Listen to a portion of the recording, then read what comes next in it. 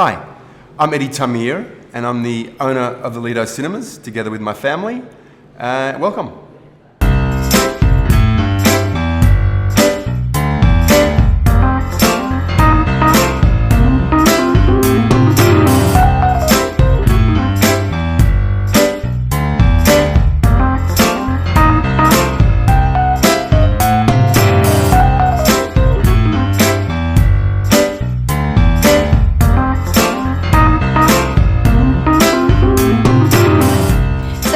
First become involved with the film and entertainment industry? How I first got involved with the film and entertainment industry was being an only child and being on my own a lot, watching a lot of TV and going to a lot of movies. Is how I started. So when you were younger, was cinema like a big part of your life? Yeah, definitely part of my life, and it was all that Disney stuff really. We were just talking before about the Jungle Book, so all that Disney stuff. I think Bambi comes to mind, and watching them in big old cinemas, because in those days, I guess in the 60s, cinemas were just single screen, big old spaces, and very kind of fun, spooky, warm, and safe when the lights went down and the image came up.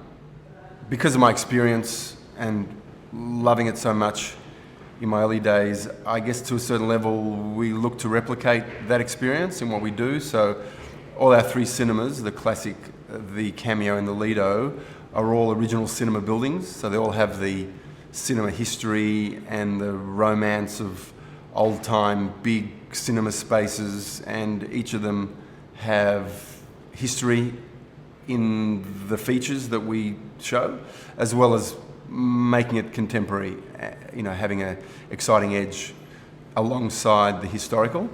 So I guess there's an echo of the past, but we also obviously look to make it all the mod cons, great comfortable seats, and lots of different cinemas rather than just the one, so that there's lots of choice for different people to access the cinema at the same time, watching completely different films. So I guess that's a bit of the past and a bit of the present. So what made you want to open up your first ever cinema? Always interested in performance and filmmaking and writing, and I went to film school, worked as a producer for a while in film and TV, and then I wanted something a bit more, still film related, but I guess more stable and more consistent. So a cinema business is a bit more routine than producing and filmmaking. And I looked around at, found this little dirty pamphlet which had all the original cinema buildings ever built in Victoria, and I went around and followed that little pamphlet that took me to each of the addresses where a cinema was built. Sometimes there was nothing left, sometimes a cinema was there closed down, sometimes it was a bingo hall, and so that led me into our first cinema, which was the Classic in Elsternwick 20 years ago, which was a closed down single screen. So how important is it to support the local and national, international film and entertainment industry?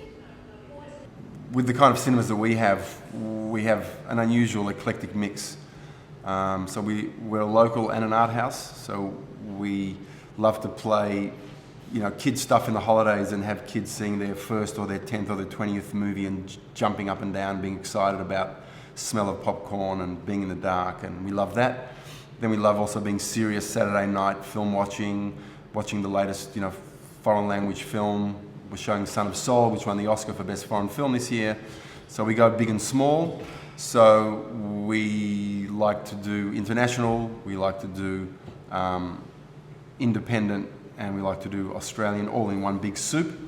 Australian in particular is very important to us at the Lido. We're across the road from Swinburne Film and TV School, which is the largest film and TV school in Australia now. So we show their student films here, and we also have retrospectives here of Swinburne, of the 40 years of Swinburne, great short filmmaking, and the directors will present their films, and there'll be a Q&A. We're doing a lot of exclusive Australian product. We're just doing the Will to Fly, which is the Lydia Lasilla film. I don't know if you know the famous aerial skier, female Melbourne lady who won Olympic medals, and it's a very inspiring story. And we've got we're doing a film called Porno, Pawno, next week, which is a Footscray independent Melbourne film.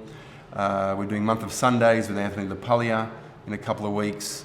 In our cinema in Elsternwick, we're doing Chasing Asylum, which is an amazing look at asylum seekers filmed with a pen camera, which is going to be premiering May 26. So lots of Australian stuff, as well as we love the big stuff too.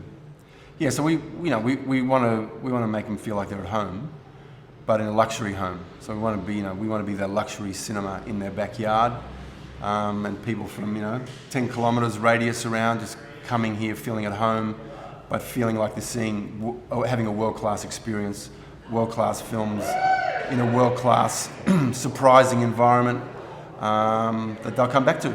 So what is your ultimate cinema experience? So I like to sit up close. I like to feel like I'm almost in the screen, in the action. Large popcorn, large Coke. These days probably more large bottle of wine, but still have a large popcorn. It's just one of my greatest cinema experiences that just comes to mind this second is at the old Valhalla in Richmond, seeing a film called The Little Prince, based on the great book, and just a beautiful film that was exciting, moving, and unique. So the genre for me, I think mixed genres is probably my favourite genre. So, where it's sort of, surprising, what looks like a drama then becomes, black comedy, or what smells like a thriller is actually, a comedy of some sort. I like those. I like the mixture. So I like being moved. I probably prefer to cry than to laugh for some reason in a movie. I'm not sure why that is. And yeah, we also do a lot of film festivals. So we run the Jewish Film Festival in November at the Classic and at the Lido, and we're doing a very small niche festival called the Holocaust Film Series, which is 30 new films starting May 1.